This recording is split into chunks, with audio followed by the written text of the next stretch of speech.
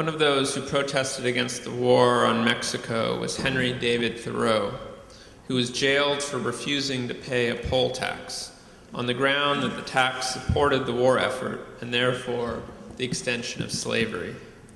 Here is a passage from his 1849 treatise, Civil Disobedience.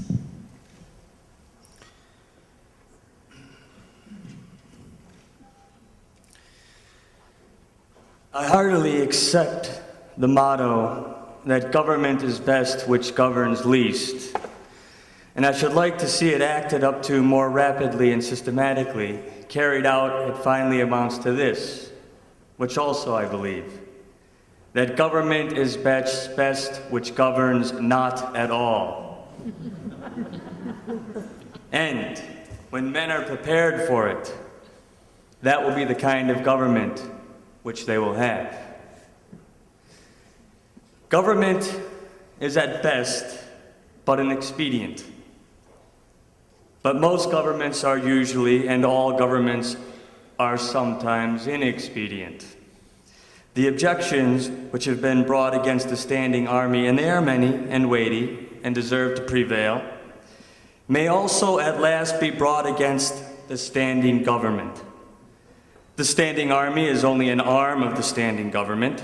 The government itself, which is only the mode which the people have chosen to execute their will, is equally liable to be abused and perverted before the people can act through it. Witness the present Mexican War. The work of comparatively a few individuals using the standing government as their tool, for in the outset the people would not have consented to this measure. Law never made men a whit more just, and by means of their respect for it, even the well-disposed are daily made the agents of injustice. A common and natural result of an undue respect for the law, that you may see a file of soldiers, colonel, captain, corporal, privates, powder monkeys, and all, marching in admirable order over the hill and dale to wars against their wills, aye, against their common sense and consciences, which makes it very steep marching indeed, and produces a palpitation of the heart. They have no doubt that it is a damnable business in which they are concerned. They are all peaceably inclined. Now what are they? Men at all? Or small, movable forts and magazines at the service of some unscrupulous man in power? How does it become a man to behave toward this American government today? I answer that he cannot, without disgrace, be associated with it.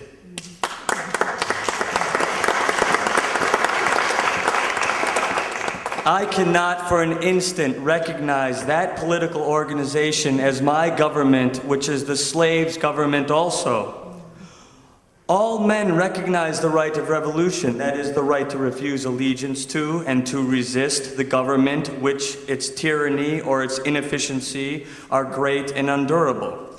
But almost all say that such is not the case now. But such was the case, they think, in the Revolution of 1775. If one were to tell me that this was a bad government because it taxed certain foreign commodities brought to its ports, it is most probable that I should not make a big do about it, for I can do without them. All machines have their friction, and possibly this does enough good to counterbalance the evil. But when the friction comes to have its own machine, and oppression and robbery are organized, I say, let us not have such a machine any longer.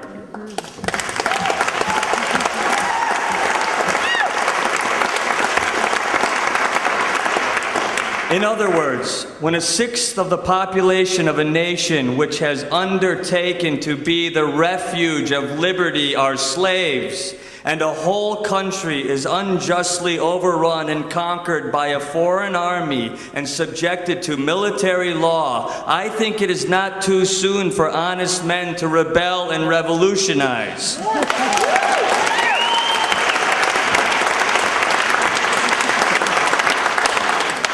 What makes this duty the more urgent is the fact that the country so overrun is not our own, but ours is the invading army.